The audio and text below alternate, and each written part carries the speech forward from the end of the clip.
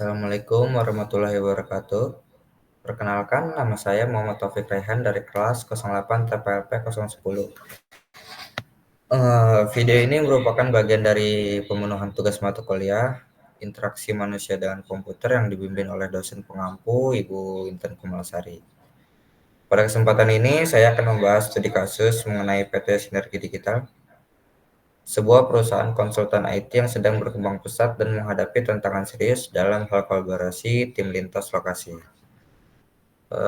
Pembahasan dalam video ini tuh mencakup identifikasi fitur groupware yang paling krusial, contoh platform groupware yang sesuai, lalu analisis singkat mengenai pergeseran paradigma antarmuka pengguna dari CLA hingga NUE. Yang pertama itu berdasarkan tantangan yang dihadapi PT Sinergi Digital, berikut adalah 3 fitur yang paling krusial untuk diimplementasikan.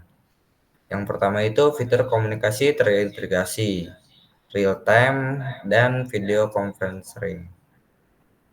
Fitur ini sangat penting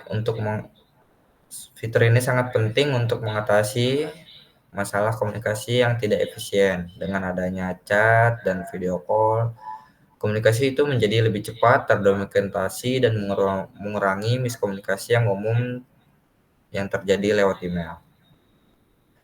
Yang kedua itu ada fitur manajemen dokumen terpusat. Untuk mengatasi penyimpanan dokumen yang tersebar, fitur ini tuh memungkinkan seluruh anggota tim mengakses, menyimpan, dan mengedit dokumen pada suatu tempat yang sama. Sehingga versi dokumen itu lebih terkontrol dan tidak terjadi duplikasi. Yang ketiga itu fitur penjadwalan dan pelacakan proyek. Dengan adanya fitur ini, koordinasi rapat tuh menjadi lebih efisien dan manajer proyek dapat memantau progres pekerjaan setiap anggota secara real time, meningkatkan transparansi dan akuntabilitas. Masuk ke pembahasan yang kedua, contoh aplikasi groupware yang cocok. Yang pertama itu ada Microsoft Teams. Keunggulannya itu terintegrasi dengan Office 365, memiliki chat, video call, dan kolaborasi dokumen secara langsung.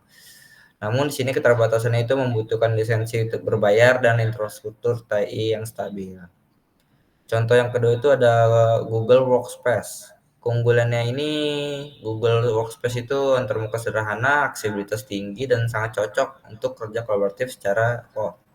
Keterbatasannya itu fitur manajemen proyek kurang mendalam jika dibandingkan dengan tool khusus manajemen proyek. Contoh yang ketiga itu ada di sini ada Trello dan Asana. Keunggulan visualisasi tugas yang jelas, mudah digunakan, dan memungkinkan pembagian tugas serta deadline. Namun keterbatasannya tidak memiliki fitur komunikasi real time bawaan. Jadi harus dikomunikasikan dengan platform lain gitu. Kita masuk ke pembahasan yang ketiga. Di sini ada pergeseran paradigma antarmuka CLA dan GUI dan NUI. Seiring berkembang teknologi, paradigma ini interaksi manusia dan komputer mengalami evolusi besar. Yang pertama itu CLI, Command Line Interface. Pada awalnya itu pengguna harus mengetik perintah teks secara manual efisien, tapi sulit diakses oleh pengguna awam. Selanjutnya Grab User Interface GUI. Munculnya GUI ini membuat interaksi menjadi lebih visual dan intuitif menggunakan ikon, menu, dan jendela. Hal ini tuh memudahkan pengguna dari berbagai latar belakang. Selanjutnya ada NUI, memperkenalkan interaksi berbasis gestur, suara, dan sentuhan. Contohnya itu seperti Siri, Google Assistant, dan layar sentuh. Faktor-faktor yang utama mendorong evolusi antara lain kemajuan perangkat keras seperti prosesor, layar sentuh, dan sensor. Tuntutan pengguna antarmuka yang mudah dipahami dan layanan digunakan. Inovasi perangkat lunak itu seperti pengenalan suara dan pembelajaran mesin. Semua perkembangan ini berorientasi pada peningkatan user experience, menjadikan komputer lebih ramah dan mudah diakses oleh siapa saja. Demikian pemaparan saya mengenai studi kasus PT Sinergi Digital. Semoga penjelasan ini bermanfaat dan dapat memberikan gambaran bagaimana solusi teknologi khususnya groupware dapat meningkatkan kolaborasi dan efisiensi kerja. Terima kasih atas perhatiannya. Wassalamualaikum warahmatullahi wabarakatuh.